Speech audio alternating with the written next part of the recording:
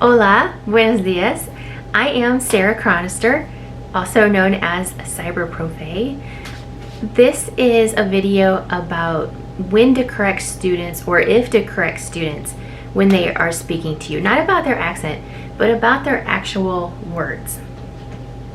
Again, I'm going to bring up Costa Rica since I just took a language class there and it was just fabulous. Common Ground International. If anybody wants to take a language class, they did an amazing job. But speaking about correcting students' mistakes, I've gone the whole spectrum from correcting everything, that if they've made a mistake, I correct it, to not correcting anything. But now that I've been teaching for over a decade, I tend to stay over here on the don't correct them end of the spectrum. And that's because I'm also a language learner. And sometimes when I'm speaking to people who speak Spanish as their first language, every now and then I'll run across somebody who feels they need to correct everything I say. And that's not only disheartening, but it just makes me not want to talk to them. I mean, if I know they're sitting there judging me, not really listening to the conversation, but judging how I speak, I don't want to talk to them. And specifically, I remember a couple years ago, I had invited my good friend Sally to observe my classroom out at the high school I was teaching at. And next door to me was another high school Spanish teacher, and she was from Peru. She'd born and raised in Peru.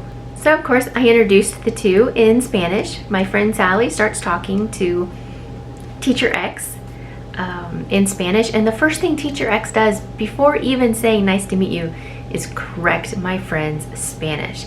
And not because Sally had said anything wrong. It was just Sally had learned her Spanish on the border of Texas and Mexico, and Teacher X had learned her Spanish in Peru. And I was just appalled that a grown adult would have corrected another grown adult. And so when you go to correct your students speaking, I'm not saying don't do it. Just be very gentle about it, and even try to make it their choice whether they want to be corrected. You and I both know not every student wants to be in your classroom or wants to be learning Spanish. So let's not try to force more rules on them that they don't care about. That's just going to make both of your lives harder. So when I was in Costa Rica, I had the most amazing Spanish teacher there, and we were learning the subjunctive. Whew. Now what would happen, my class was huge. There was 8 of us. And what would happen is she would give us a phrase that she wanted us to use the subjunctive with. Espero que, something like that.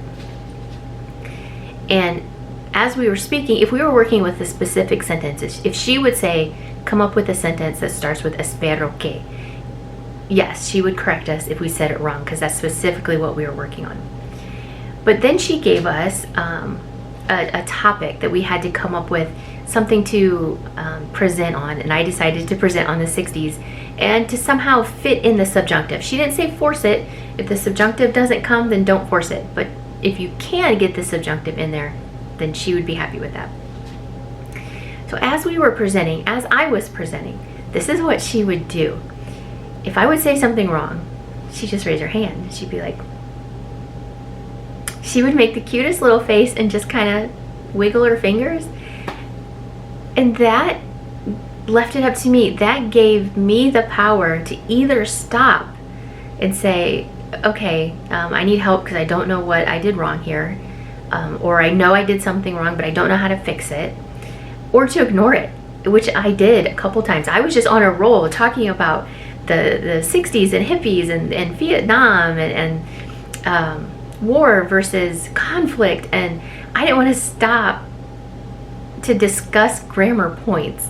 So there were a couple times that I ignored it. And I love what she did, and I plan on using this in my classroom. So as my students are presenting, what I'm going to do is sit in the back of the room so that they can see me, but the other students can't.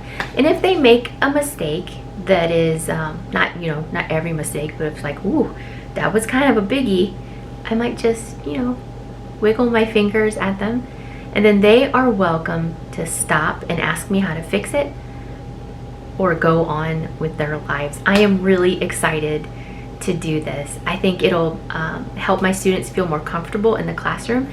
The students who don't really want to be there and are just trying to get the grade, they'll ignore me. Hey, no problem. You know, you do you.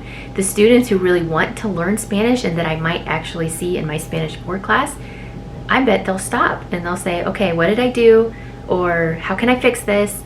And then I get to work with all my students. I get to give all my students what they need to succeed. I'm very excited about this. Thank you for watching. Make sure you subscribe to my channel, and maybe even, I have a blog now. Check the description below and you'll see the link to that. Adios y nos vemos.